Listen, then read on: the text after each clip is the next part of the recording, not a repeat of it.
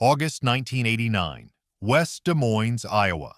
A Soviet journalist named Mikhail Petrov steps through automatic glass doors at a Hy-Vee supermarket and freezes.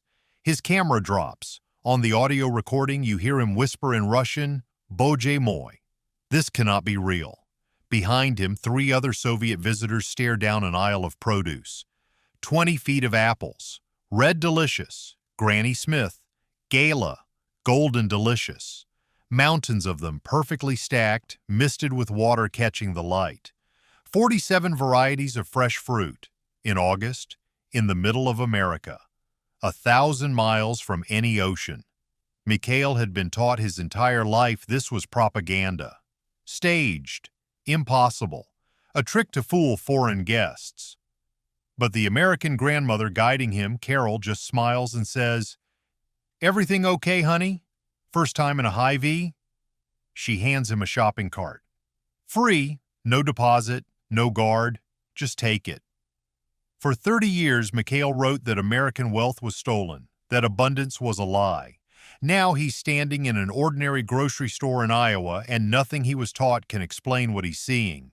If this is real, what else was a lie?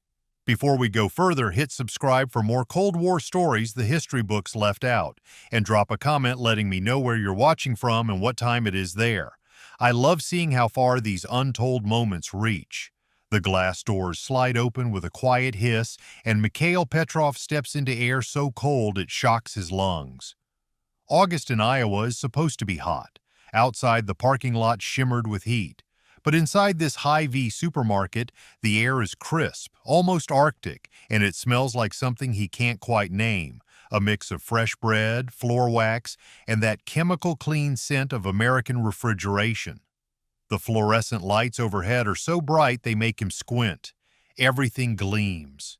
The floor tiles reflect the ceiling lights in perfect squares. The chrome on the shopping carts catches the glow like mirrors. For a moment, Mikhail just stands there. One hand still gripping his camera, the other hanging loose at his side. Behind him, Ludmila, Victor, and Natasha cluster together in the entrance, their Soviet-made coats folded over their arms, their faces showing the same stunned expression.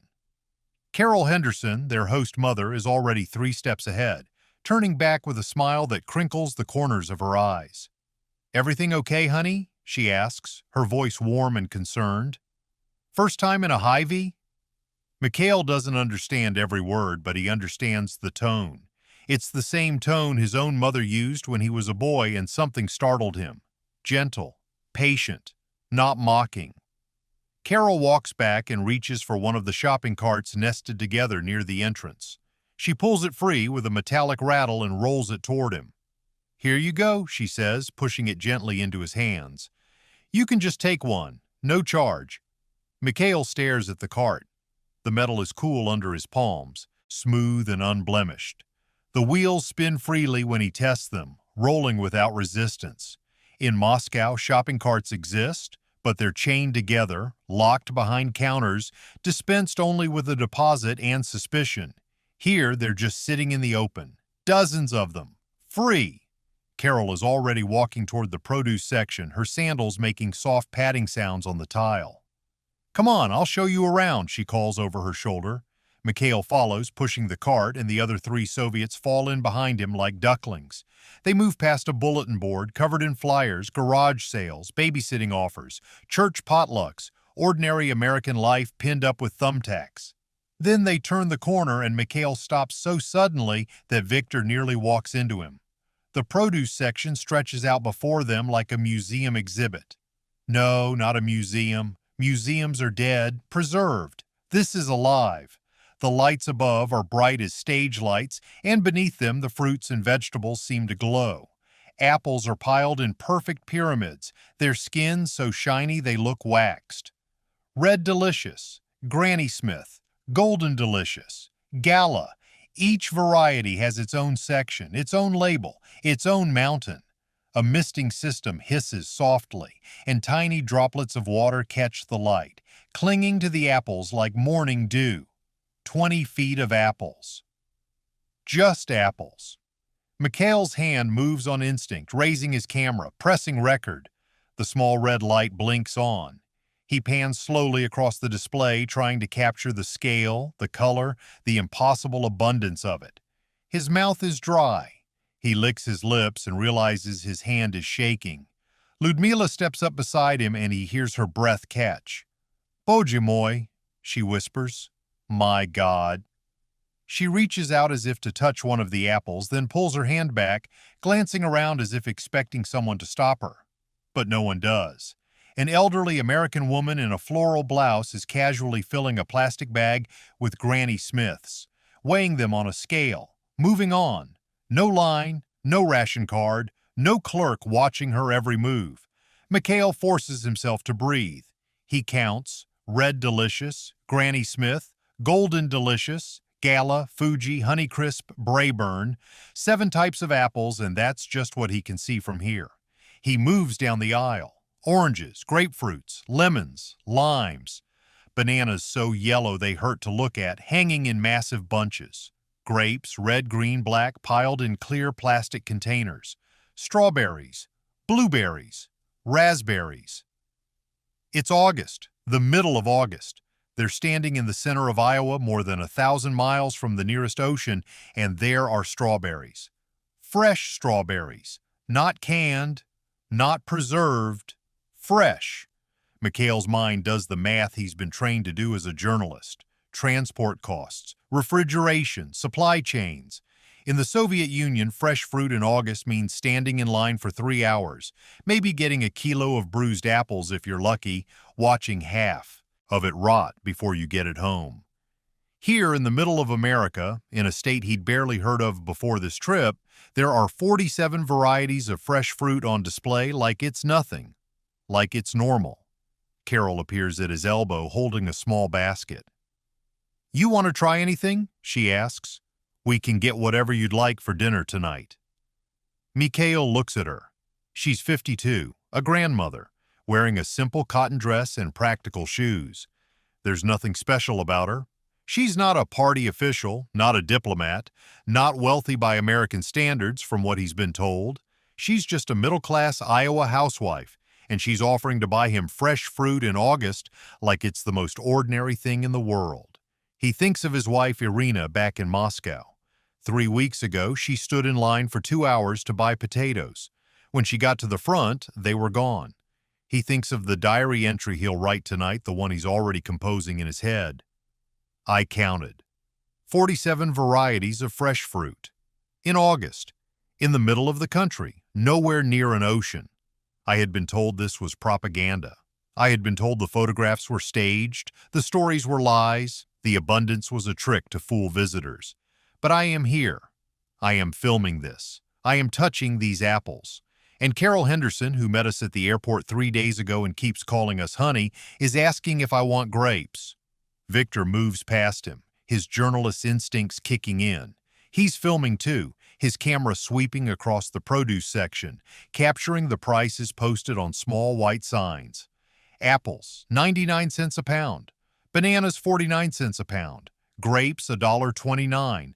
Victor's doing the same math Mikhail is doing, converting dollars to rubles, comparing wages, calculating what this would cost an ordinary Soviet worker if any of it were available at all. The answer is impossible. The answer doesn't make sense.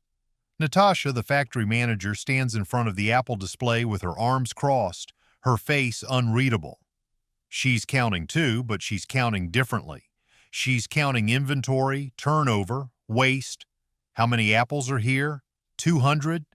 300? How many will sell today? How many will be thrown away? In her factory, they account for every screw, every bolt, every gram of material. Nothing is wasted because there's nothing to waste. Here, there's so much that waste is built into the system. It should offend her. It should prove everything she's been taught about American excess and carelessness. But instead, she just looks tired. Mikhail lowers his camera. The red recording light blinks off. He looks at Carol, who's still smiling, still patient, still waiting for an answer about the grapes. And he realizes that for her, this isn't a miracle. This isn't propaganda. This isn't even impressive. This is just grocery shopping. This is just a normal Wednesday afternoon in August in West Des Moines, Iowa. This is just life. And that, more than anything else he's seen so far, is what shakes him. Carol guides them deeper into the store, past the produce section and toward the back wall where the meat department stretches out under bright white lights. The smell changes here. Less fruit, more cold and metal, and the faint copper scent of fresh meat. Behind a long glass counter, a man in a white apron and paper hat is arranging cuts of beef on ice. His hands move with practiced precision, each piece placed just so, the red meat vivid against the white ice. He looks up as they approach and breaks into a wide smile. "Hey there, Carol," he calls out, wiping his hands on his apron. "Who you got with you today?" Carol beams. "Jerry, these are our guests from the Soviet Union. They're visiting for a few weeks, learning about Iowa." She turns to the group. "This is Jerry Mitchell. He's been the head butcher here for, what, Jerry? 22 years? Jerry nods, extending a hand toward Mikhail. 22 years this September. Pleasure to meet you folks." His grip is firm, his palm cool from handling meat. Mikhail shakes his hand and notices the calluses, the strong fingers, the way Jerry's eyes meet his directly. This is a man who works with his hands. This is a man Mikhail understands. Jerry turns back to the meat case and gestures broadly. "What can I show you? We got pork chops, we got ground beef, chicken, some nice ribeyes just came in this morning." He taps the glass above a row of thick steaks. "These here are beautiful." Victor steps forward, camera still running. Through the translator, he asks, "You cut the meat yourself? Here in the store?" Jerry laughs. "Well, sure. That's my job. We get the sides of beef in from the packing plant and I break them down back there." He points toward a door marked "Employees Only." "Then I cut them to order however folks want them." A middle-aged woman approaches the counter and Jerry greets her by name. "Afternoon, Mrs. Patterson. What can I get for you today?" She peers through the glass, considering. "I need some pork chops, Jerry, about 6 of them. Can you make them a little thicker than usual? My son-in-law's coming for dinner." Jerry nods. "You bet. How's 3/4 of an inch sound?" She smiles. "Perfect." The Soviet visitors watch as Jerry pulls on a pair of plastic gloves, reaches into the case, and lifts out a pork loin. He carries it to the cutting board behind him, picks up a long knife, and begins slicing with smooth, even strokes. The blade moves through the meat like it's butter. Each chop falls away at exactly the same thickness, and within 2 minutes he's wrapped 6 perfect pork chops in white paper, taped it closed, and handed it across the counter. Mrs. Patterson thanks him and walks away. The whole transaction took maybe 3 minutes. Ludmila is staring at the meat case like it's a puzzle she can't solve. Through the translator, she asks the question that's written all over her face. "The customer chooses the thickness." Jerry looks confused for a moment, then understanding dawns. "Oh, yeah, sure. Some folks like 'em thin for quick cooking, some like 'em thick. I just cut what they want." He pauses, studying Ludmila's expression. Is that not how it works where you're from?" Ludmila shakes her head slowly. She doesn't trust herself to explain, doesn't know how to put into words that in Moscow you take what you get, if you get anything at all. You don't ask for thickness. You don't ask for quantity.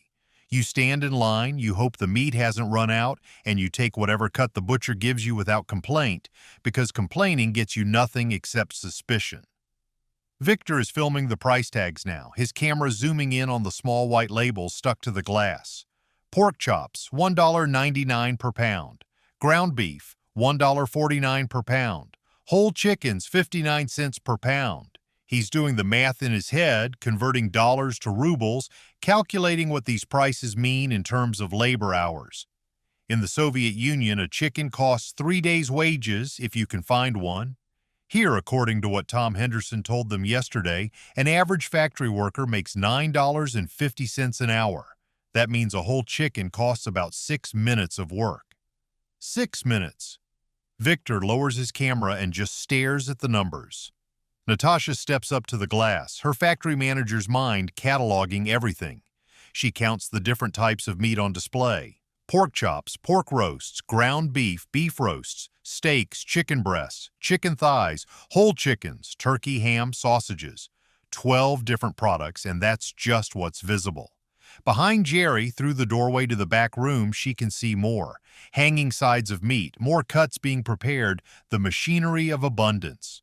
She thinks about her own factory, how she fights every day to get enough raw materials to meet production quotas, how she has to beg and trade and manipulate the system just to keep the lines running.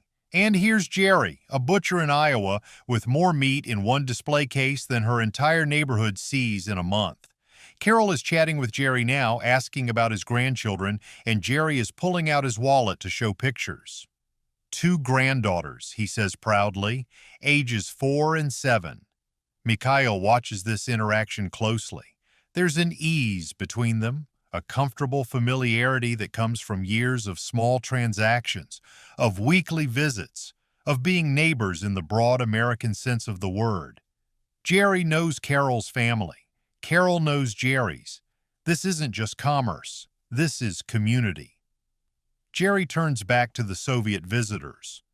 You folks want to see how I break down a side of beef? I got one in the back I'm about to start on. Victor nods immediately, and Jerry waves them around the counter and through the door. The back room is cooler, the refrigeration units humming steadily. A side of all beef hangs from a steel hook, massive and still.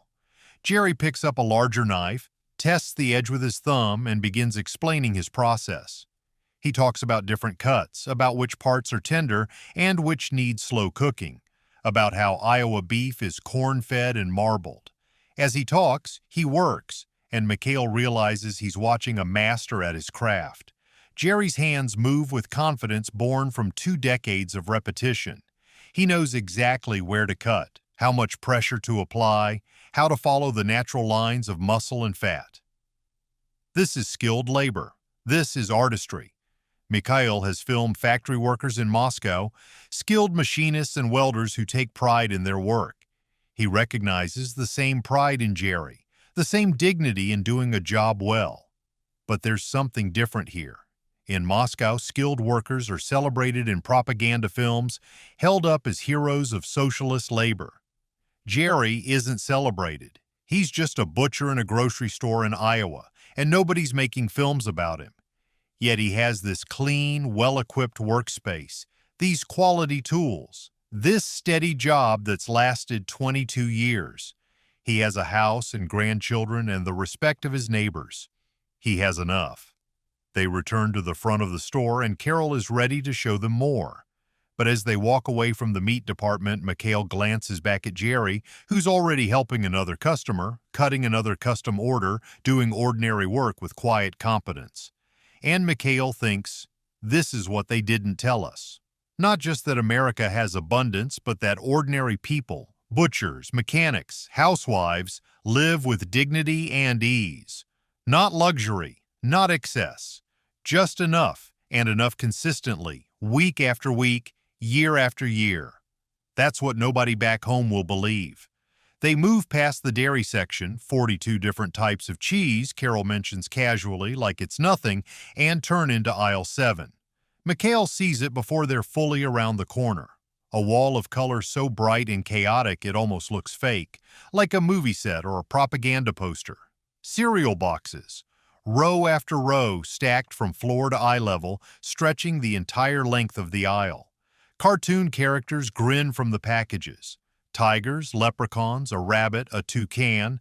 The colors are aggressive, electric blues, hot pinks, sunshine yellows, colors that don't exist in Soviet packaging, where everything is printed in 2 tones if you're lucky.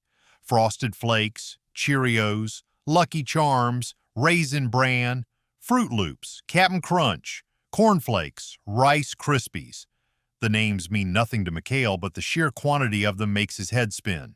He starts counting under his breath. 10 boxes, 20, 30. He loses track around 50 and just stands there, camera hanging from his wrist, staring. Ludmila walks slowly down the aisle, her hand trailing along the shelf edge. She stops in front of a box of Lucky Charms and picks it up carefully, turning it over in her hands. The leprechaun on the front is dancing, surrounded by tiny, colorful shapes, stars, moons, clovers, hearts. On the back, there are games and puzzles for children. Inside, the box promises there's a free toy, a prize. She looks at Carol, her expression somewhere between wonder and confusion. "How do you choose?" she asks in halting English, the words careful and soft. Carol laughs, not unkindly. "Oh, honey, that's easy. The kids pick. We usually get 3 boxes and we rotate them. 1 week Cheerios, next week Frosted Flakes, then maybe some Raisin Bran for Tom. They all got their favorites." She says it like it's the simplest thing in the world, like choosing between 84 different breakfast cereals is a normal problem to have, something you solve by letting children decide. Ludmila sets the Lucky Charms back on the shelf gently, like it might break. She thinks of her 2 daughters back in Moscow, Anya and Katya, ages 9 and 12. They eat kasha for breakfast, buckwheat porridge with a little milk and sugar when there's sugar to spare. Sometimes there's bread. Once a month, maybe there's jam. She tries to imagine bringing them to this aisle, telling them to choose, watching their faces as they realize they could pick anything. She can't imagine it. The scale is too big. The choice is too much. Victor is filming the price tags again, zooming in close. Cheerios, $2.19 for a large box. Store brand Corn Flakes, $1.29. He does the mental calculation. At $9.50 an hour, a box of cereal costs about 15 minutes of work. In Moscow, when grain cereal is available at all, you're limited to 1 box per family, and you don't choose the type. You take what's distributed, and it costs roughly 3 hours of wages. Natasha is reading the ingredients on a box of granola, her factory manager's brain trying to reverse engineer the supply chain. Oats, honey, almonds, raisins, coconut, each ingredient coming from somewhere different, processed somewhere else, packaged in a facility she'll never see, shipped to this store in Iowa by trucks running on schedules she can't fathom. And somehow it all works. Somehow it arrives on time, gets stocked on shelves, gets purchased, gets replaced, over and over, week after week, with no central planner, no 5-year plan, no Ministry of Food Distribution coordinating everything from Moscow. It just happens. Carol is already moving toward the next aisle, and the Soviet visitors follow like students on a field trip, trying to process what they're seeing faster than it comes at them. The next aisle is canned goods, and it's even worse. Or better. Mikhail can't tell anymore. Campbell's soup in 16 varieties. Tomato, chicken noodle, cream of mushroom, minestrone, split pea, vegetable beef. The labels are red and white, cheerful and uniform, filling an entire section of shelf space. Below that, green beans. Del Monte, Green Giant, Libby's, store brand, French cut, whole, organic. Then corn. Canned corn, creamed corn, corn with peppers. Then tomato sauce. Plain with basil with meat, chunky, smooth. Victor stops walking. He just stops in the middle of the aisle and stares. A woman pushing a cart squeezes past him, murmuring, "Excuse me," with a polite smile, not bothered at all by his presence or his camera or his obvious foreignness. She grabs 3 cans of tomato sauce, doesn't deliberate, doesn't compare, just takes them and moves on. The casualness of it strikes Victor harder than anything else so far. She didn't look at the price. She didn't check if there would be more next week. She just took what she needed and kept moving, confident that tomorrow, next week, next month, those cans would still be here. That's the luxury nobody talks about, Victor realizes. Not the abundance itself, but the confidence in the abundance. The knowledge that you don't have to hoard, don't have to buy everything you see just because it's available today, don't have to plan your entire week around rumors of a shipment. You just shop. Mikhail films the aisle, panning slowly from one end to the other, but he knows the footage won't capture it. The camera will show products on shelves, bright labels, American Plenty. It won't show the feeling of standing here, the psychological weight of too much choice, the way his Soviet brain keeps searching for the catch, the hidden cost, the proof that this is temporary or fake or stolen from someone else. Carol stops at a display of instant oatmeal packets. A dozen flavors, maple brown sugar and apple cinnamon and strawberries and cream, and picks up a box for herself. Tom likes these for quick breakfasts, she says to no one in particular. They're not as good as real oatmeal, but they're easy. Not as good as real oatmeal. Mikhail almost laughs. In Moscow, any oatmeal is good oatmeal if you can get it. Here, Carol is discussing the relative quality of convenience foods, comparing instant to traditional, making choices based on taste and preference rather than availability. It's a different universe. They move to the frozen food section, and Mikhail wonders if his brain can hold any more. 20 feet of frozen pizza. DiGiorno, Tombstone, Red Baron, store brand, thin crust, thick crust, pepperoni sausage, supreme, vegetable. Below that, frozen dinners in compartmented trays, Salisbury steak, fried chicken, meatloaf with mashed potatoes. Then ice cream. 31 flavors visible in one freezer case. Chocolate, vanilla, strawberry, those are expected, but also mint chip, Rocky Road, cookies and cream, butter pecan, pistachio. Natasha opens one of the freezer doors and cold air rolls out in a wave. She stares at the pizza boxes, doing calculations in her head. How much energy does it take to keep all this frozen? How many freezers are running in this one store? How much electricity? In her factory, they ration electricity, schedule production around peak and off-peak hours, shut down lines to conserve power. Here there are dozens of freezers running 24 hours a day just to keep pizza cold. Victor asks the question that's been building since the cereal aisle. Through the translator, he turns to Carol's husband, Tom, who's caught up with them after picking up a bag of dog food. Who makes all these decisions? Who plans this? Tom shifts the dog food to his other arm, thinking, well, nobody plans it exactly. Companies make what they think folks will buy. If it sells, they make more. If it doesn't, they stop. He shrugs like it's obvious. Market decides. Victor's face does something complicated. He spent his entire adult life writing about the superiority of central planning, the efficiency of state control, the chaos of capitalism. He's written hundreds of articles about how the Soviet system, for all its shortcomings, at least ensures rational distribution of resources, prevents wasteful competition, prioritizes need over profit. And now Tom Henderson, a mechanic from Iowa who probably never finished university, is telling him that nobody plans any of this. That chaos creates abundance. That competition produces variety. That the invisible hand Adam Smith wrote about actually works. It shouldn't work. By every economic theory Victor has studied and taught and defended, it should collapse into monopoly or scarcity or price gouging. But he's standing in aisle 12 of a grocery store in West Des Moines, looking at 31 flavors of ice cream, and the price is reasonable, and the supply is constant, and the quality is good enough that people complain about the difference between instant oatmeal and real oatmeal. And his entire framework for understanding how economies function is cracking like lake ice in spring. They've been in the store for nearly 2 hours when Carol finally guides them toward the checkout lanes.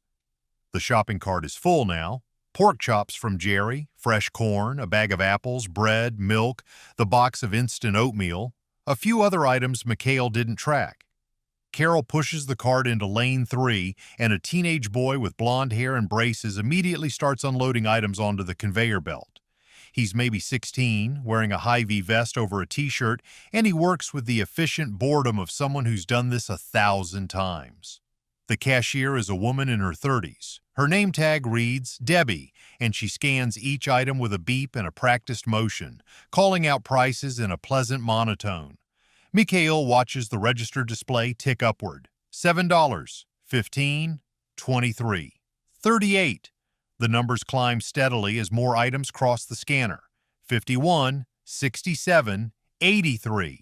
When the last item is scanned, Debbie hits a button and the register chimes.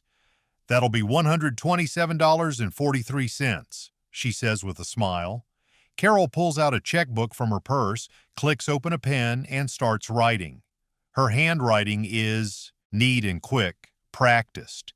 She tears the check free and hands it to Debbie, who glances at it, stamps it with a machine, and tucks it into the register drawer. The whole transaction takes maybe 90 seconds. No counting of bills, no verification with a supervisor, no suspicion. Just trust, encoded in paper and ink. The Soviet visitors are doing math in their heads, the kind of math that's become automatic after decades of scarcity economics. Tom Henderson, Carol mentioned earlier, brings home $380 a week from his job at the John Deere plant. This week's groceries cost $127.43. That's exactly one-third of the weekly income spent on food for a family of four. In Moscow, Mikhail's salary is 200 rubles a month, which sounds substantial by Soviet standards. But after rent, utilities, and the bribes necessary to get anything done, food takes nearly 70% of what's left. And that's for food that's often spoiled, limited, or simply unavailable. Here, one-third of income buys this cart full of fresh meat, produce, dairy, and packaged goods. The teenager, his name tag says Brandon, loads everything into brown paper bags with a speed that suggests muscle memory. He doesn't ask if they need help to the car. He just starts pushing the cart toward the exit, and Carol follows, thanking him. Outside, the August heat hits like a wall after the air-conditioned cool of the store. The parking lot shimmers. Tom's Ford F-150 pickup truck is parked in the third row, dark blue paint slightly faded by Iowa sun. Brandon loads the bags into the truck bed. Carol thanks him again and hands him a dollar bill. A tip, she explains, and he jogs back toward the store, pocketing the money without ceremony. Tom starts the truck and they drive not home but to another location about 10 minutes away. Another Hy-Vee, different building, different parking lot, but the same logo. The Soviet visitors exchange glances but say nothing. This time Carol doesn't guide them through the store. She simply says, "Take a look around if you'd like. We'll meet back here in 20 minutes. And she walks inside to do some comparison shopping. She explains, the other store sometimes has better sales on laundry detergent. Mikhail, Victor, Ludmila, and Natasha walk through this second Hy-Vee together. No host, no translator immediately at hand, just four Soviet citizens loose in an American supermarket. And it's exactly the same. Not similar, the same. The produce section has the same mountains of apples, the same misted lettuce, the same abundance. The meat counter has a different butcher, younger, but just as competent, just as willing to cut custom orders for customers. The cereal aisle is identical in its overwhelming variety. The checkout lanes are clean and fast. There are no guards, no empty shelves, no signs of staging or performance. This is just another Tuesday afternoon in another Iowa grocery store. And it's full of ordinary people buying ordinary food with ordinary ease. Victor stops in the middle of the canned goods aisle and sets his camera down on the floor. He puts his hands on his knees and just breathes for a moment. Mikhail comes up beside him, concerned. "You all right?" Victor doesn't look up. "It's real," he says in Russian, his voice quiet and strained. "This is normal life. This is every store. This is every day." He straightens up slowly. "I've spent 20 years writing that American wealth was built on imperialism, on exploitation, on stolen resources from the Third World. And that's not entirely wrong. Their history has blood in it. But this..." He gestures at the shelves around them, the abundance that nobody's even looking at because it's so normal. "This is also built by ordinary people doing ordinary work. The mechanic, the butcher, the farmer 50 miles from here growing corn. They work and they get this. Not luxury, not excess, just enough reliably, week after week." His voice drops even lower. "What does that mean about everything I've written? Everything I've taught people to believe?" They meet Carol back at the entrance, and she's carrying a single bag. "The laundry detergent was indeed cheaper here," she says cheerfully. They drive to one more store on the way home. Not a Hy-Vee this time, but a smaller, older grocery store called Dolls.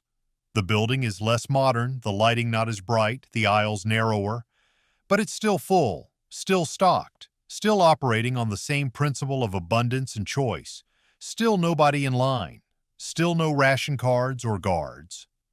As they drive home, Natasha stares out the window at the Iowa landscape rolling past. Cornfields, farmhouses, grain silos, small towns with churches and schools and shops. Ordinary American life, built on land that's flat and fertile, worked by people who own their own farms or work steady jobs in factories and shops. She thinks about her factory in Moscow, how she fights every single day to get materials, to meet quotas, to keep production moving despite shortages of everything from steel to toilet paper. She's good at her job. She's brilliant at making something from nothing, at improvising solutions, at keeping things running through sheer force of will and competence. But what if the problem isn't her competence? What if the problem isn't that she's not working hard enough, not smart enough, not dedicated enough? What if the problem is the system itself?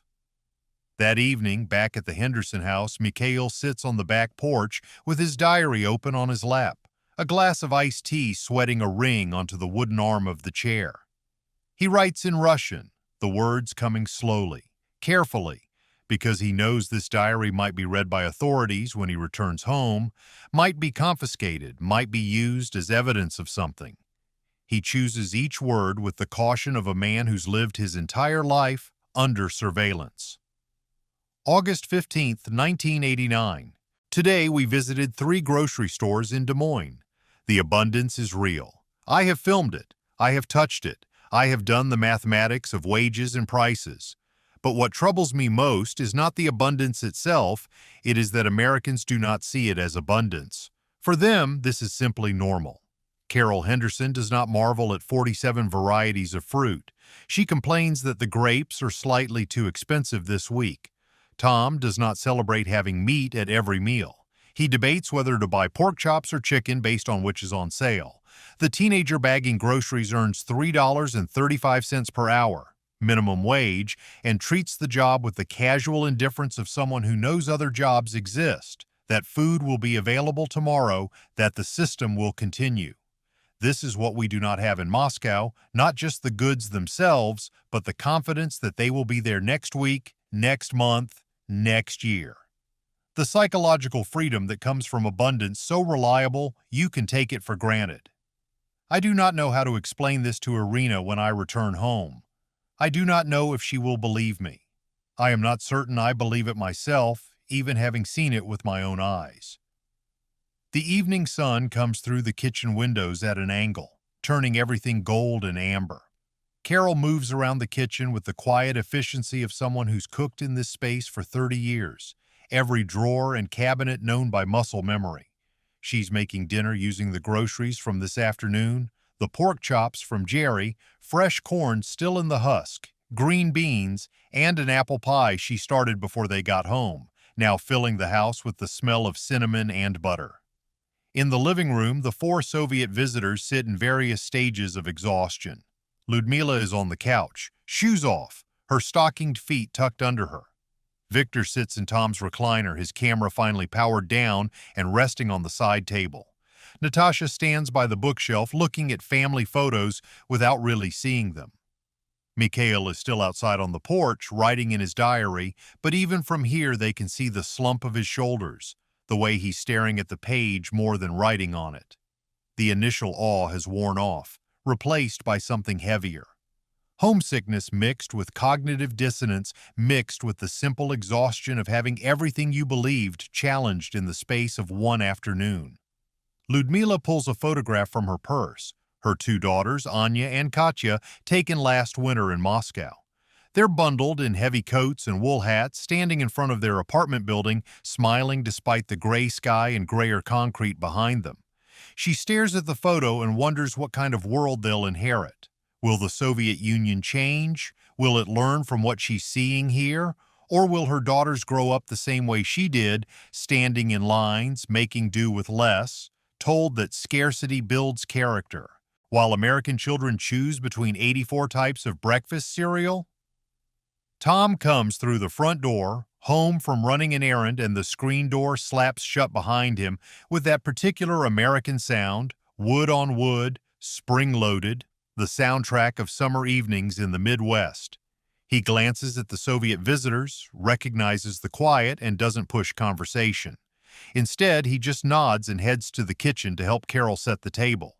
15 minutes later, Carol calls them all to dinner. The dining room table is set with simple plates and mismatched cloth napkins, nothing fancy, just family style. The food comes out in serving dishes, the pork chops on a platter, corn in a bowl, green beans with bits of bacon, fresh rolls with butter, and a pitcher of sweet tea. Tom stands at the head of the table and waits for everyone to settle. Then he bows his head and the others follow suit even though they're not sure what's happening. "Lord," Tom says quietly, his Iowa accent soft and unhurried, "thank you for this food, for our guests, and for understanding between folks. Amen." It's simple. No politics, no ideology. Just gratitude for a meal and a hope for connection. They eat in near silence at first, passing dishes, learning the rhythm of American family-style dining where you take what you want and pass the rest. The pork chops are tender, perfectly seasoned with just salt and pepper, cooked exactly the way Jerry recommended. The corn is sweet, pulled from the husk and boiled for just 6 minutes. The green beans have that slight bacon flavor that makes them feel like comfort rather than obligation. Victor takes a bite of pork chop and closes his eyes for a moment. It's good. Not fancy, not restaurant quality, just good simple food cooked by someone who knows what she's doing. After about 10 minutes, there's a knock at the door and Tom gets up to answer it. Jerry Mitchell comes in, still in his work clothes but with the apron left behind, carrying a bottle of wine and wearing a shy smile. "Hope I'm not intruding," he says. "Carol said you folks might like to talk shop about meat cutting." Mikhail looks up surprised and oddly touched that Jerry came over just to talk about butchery. Carol sets another place at the table and Jerry sits down next to Mikhail. Through a combination of broken English, hand gestures, and the translator app they've been using all week, Jerry and Mikhail start talking about their craft. Jerry explains how he learned to butcher, starting as a stock boy at 16, watching the old German butcher who trained him, learning to read meat like a language, the grain, the marbling, the best way to cut each piece. Mikhail explains, haltingly, how Soviet meat processing works. The centralized facilities, the quotas, the way meat arrives at stores already cut, already packaged, no customization, no connection between butcher and customer. Jerry listens, really listens, nodding at the parts he understands. When Mikhail describes the equipment they use in Moscow, much of it outdated, breaking down constantly, parts impossible to replace, Jerry winces in sympathy. "That's tough," he says.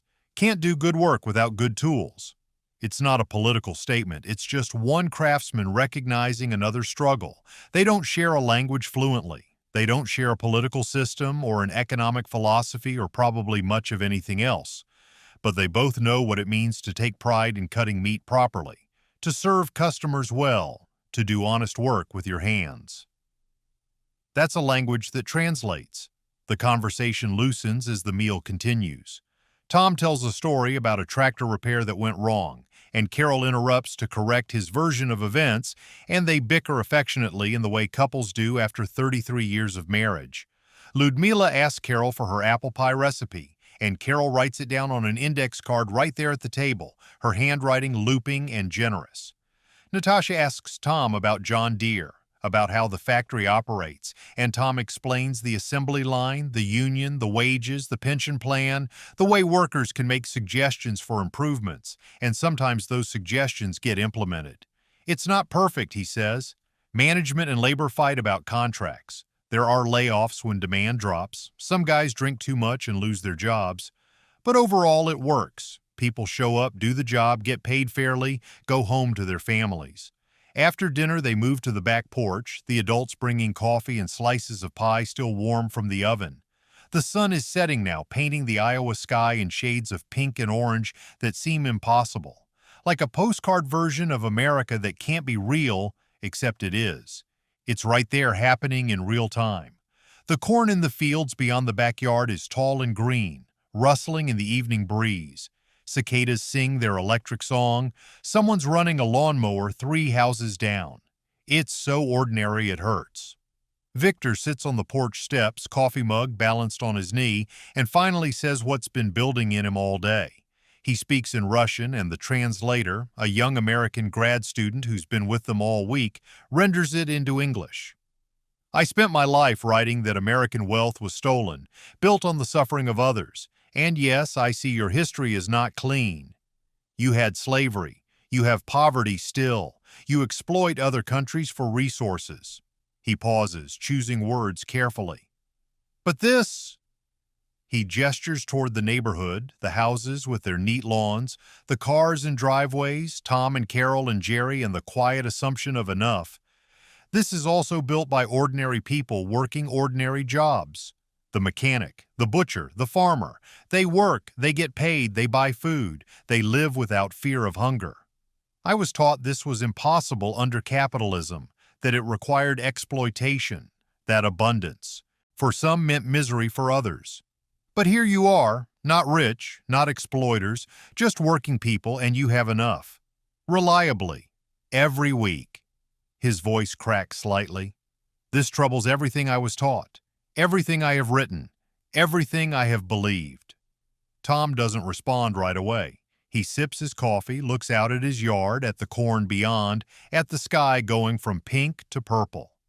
Then he says, in his slow Iowa way, "Can't speak for the whole country, Victor. There's folks struggling here too. Homeless people, families that need food banks, kids going hungry in some places. Ain't perfect, not by a long shot." He pauses. "But here in Iowa, most of us work the land or build the machines or teach the schools, and we get by. We don't go hungry. We got a roof and heat in winter and food on the table. Didn't think that was a miracle till you said it." The words hang in the cooling air. Not agreement on politics, not conversion to capitalism. Just human recognition, one working man acknowledging another's observation, admitting that maybe ordinary prosperity isn't actually ordinary everywhere, that what Americans take for granted is genuinely extraordinary when viewed from outside.